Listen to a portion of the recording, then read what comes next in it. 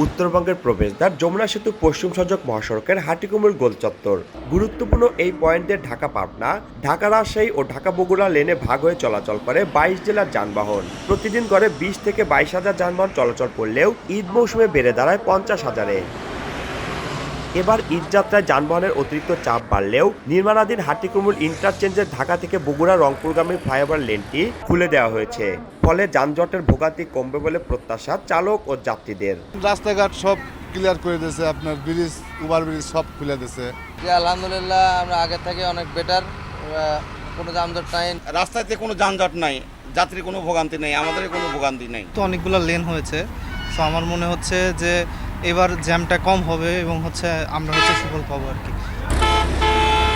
সংশ্লিষ্টরা বলছেন, ঢাকা থেকে উত্তরবঙ্গগামী 8 জেলার মানুষ কোনো বাধা ছাড়াই এই পয়েন্ট দিয়ে পার হতে পারবেন। আমরা যে নতুন লেনটি খুলে দিলাম, যেটা ঢাকা থেকে সরাসরি বগুড়া বা রংপুরের দিকে যাবে, তো এটা যদি যায় তাহলে আমাদের টোটাল যানবাহনের 60 ভাগ যেহেতু যাচ্ছে, সো হাটিকামুর ইন্টারচেঞ্জে আর যানজটের কোনো সম্ভাবনা থাকবে না। ঈদে যানবাহনের অতিরিক্ত চাপ সামাল দিতে মহাসড়কের গুরুত্বপূর্ণ পয়েন্টগুলোতে কাজ করছে পুলিশ। হাইওয়ে পুলিশের পক্ষ থেকে আমাদের ব্যাপক প্রস্তুতি আছে। মোড়ে মোড়ে প্রত্যেকটা মোড়ে অফিসার ফোর্স আছে, টহল পার্টি আছে। 738 কোটি টাকা ব্যয়ে হাটিকুমুর ইন্টারচেঞ্জের কাজ চলতি বছরের ডিসেম্বরে শেষ হওয়ার কথা রয়েছে।